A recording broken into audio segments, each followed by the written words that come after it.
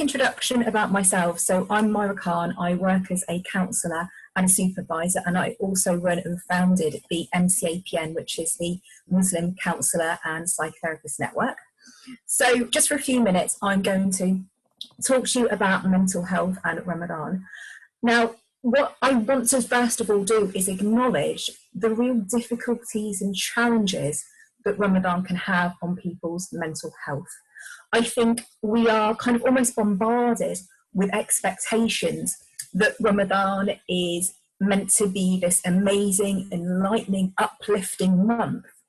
And I think it can be, but I think that works if we kind of have the right conditions in place and we are in the right mindset and we have just the real kind of really good positive factors that allows us to make the most of this month. But I really want to acknowledge, though, that it can really challenge our mental health. And not only for people that already have mental health issues, but I think Ramadan can bring on people's challenges because we're much more attuned to ourselves. The very nature of Ramadan is that actually it's spiritual self-care. And the moment we take away all of those external needs, the food, the drink, and other things that we're not permitted when we fast, I think what it does is it strips away all those distractions in a way. And so it actually allows us to spend more time with ourselves, with our own soul.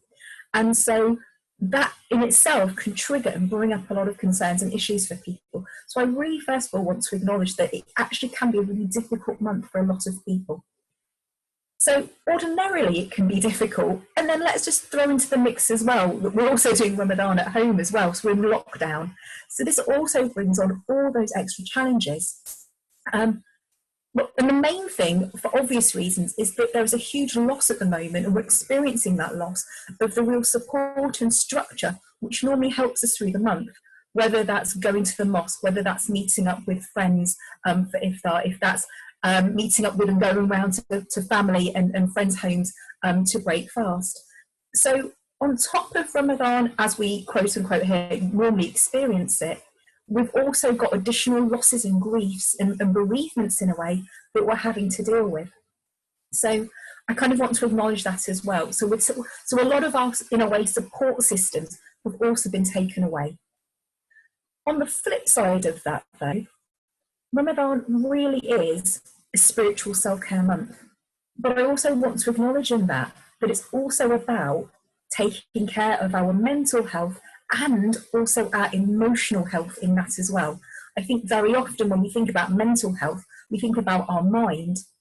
That's one part of our being, one part of our soul in the sense of our experience of the world.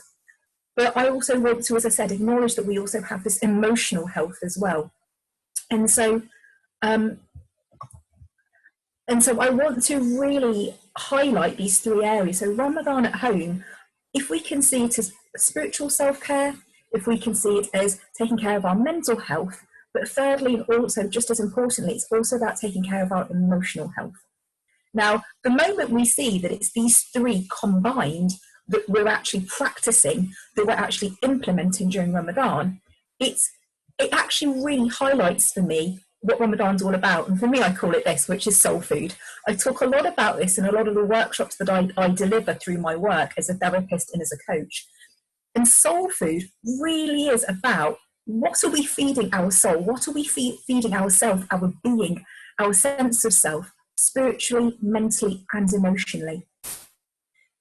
Very often in Ramadan, I think all of a sudden we almost kind of purge in a way on spiritual soul food.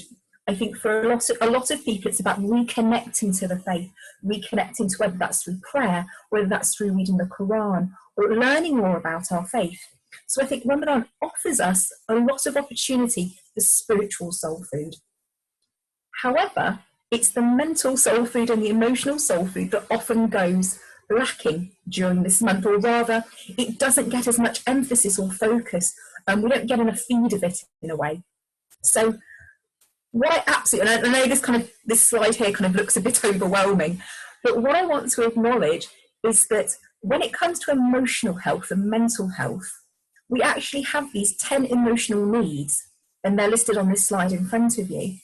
And these 10 emotional needs, if we feed ourselves enough of them and we get all of these in balance, then that actually helps us to feel and feel in balance with our emotional and mental health. And the reason I put them in jars, it's a bit like, how much are we filling up these jars of our emotional needs? So how much privacy do we get in our lives, for example? How much connection do we experience in our lives? Do we get enough attention? And I mean good, positive attention here rather than feeding our ego. Do we feel that we have meaning in our lives? Do we feel we have a sense of control? So just as we go around this slide, I'm sure all of you are looking at these different needs. And what each of you can do after today, it's a takeaway, one of the takeaways from today, which is, out of these 10 emotional needs, am I meeting them all? Am I feeding myself enough of them? Because if there is a lack in any of these, then we have an imbalance. This has a direct impact on whether we are feeling emotionally and mentally healthy. And again, on top of that, not only are we needing to meet these 10 emotional needs, but actually, how do we meet them in lockdown and how do we meet them in Ramadan? So it's about finding ways, being quite creative and finding ways to meet these needs. And I'm happy to kind of share this slide with people after today, or I'll stick it on my social media so you can find it there. So for Ramadan and for our mental health, emotional health, for our spiritual self-care, it's about ways to feed ourselves soul food, as I mentioned. So very quickly, here's a list of some of the ways you can feed your soul, ways you can feed yourself soul food during Ramadan to help your emotional health. So the first thing I've mentioned is to meet these emotional needs. So for example, if we take privacy as one, it's about, how do I put a boundary in that allows me to have privacy, time on my own, away from family or people in the home that I'm in lockdown with, but also where do I meet the other need of community and connection? So just putting in a boundary allows us to go, how much of my privacy emotional need can I meet, and how much of my community and connection emotional needs can I meet? Another thing with boundaries and limits especially is, it's about understanding what are our limits, what is our optimal amount of soul food or emotional need are we meeting, so that we actually get enough of it without feeling overwhelmed. For example, if we go back to the privacy and the community and connection needs, we might spend either too much time with other people or equally too much time on our own. So you can start to see where we need to start putting boundaries and limits in to make sure that we're meeting all of these needs optimally. A couple of other things here that you can think about during this month as well is one of gratitude and abundance. Now, gratitude is something I talk a lot about because the more grateful we are, the more abundant we feel in what we're being blessed with, which only makes us more and more grateful. And of course, it goes with that saying about count your blessings. So one thing I would really advocate and recommend is to keep a gratitude journal. And that simply is, at the end of each day, write a list of 10 things that you are grateful for today. And if you do that every day, what you're actually doing is feeding yourself some positive soul food, and you're actually rewiring your brain to feel positive. A couple of other things quickly for me to go through on the list. Mindfulness. Not only is that about being mindfulness in our practice, such as in our prayer, which we try to do, but I'm talking here about being much more conscious and much more self-aware, about not being on autopilot, being much more intentional about what we're doing throughout the day. Having exercise and rest. So again, the optimal amount of exercise, but match that, balance that with rest. Another couple of things that you need to think about as well is the doing versus the being. This is about when we're busy doing, when we're being active, we're not really in tune with or allowing ourselves just to be with ourselves. So again, a lot of mindfulness practice, prayer, reading, journaling, reflection, time out in nature, going for a walk, things that allow us just to be, is a way of us spending time with our soul, feeding our soul. Another balance is between work and hobbies, and time out as well. Again, there's something, especially in lockdown, that we can often lose that boundary between the distinction of work and home life. And so we might find ourselves working more. So again, intentionally be conscious, intentionally set boundaries between work and home time, as well as your hobbies and interests. And as I said as well, the last point as well is about me time and we time. So time to yourself and time together with other people. So I hope that helps you really quickly just to think about ways to help feed yourself some soul food, which allows you to lift your mental health, really give yourself that emotional and mental real nurturing and feed that we need in order to feel healthy. So as I'm saying, soul food is about a balanced diet for your soul.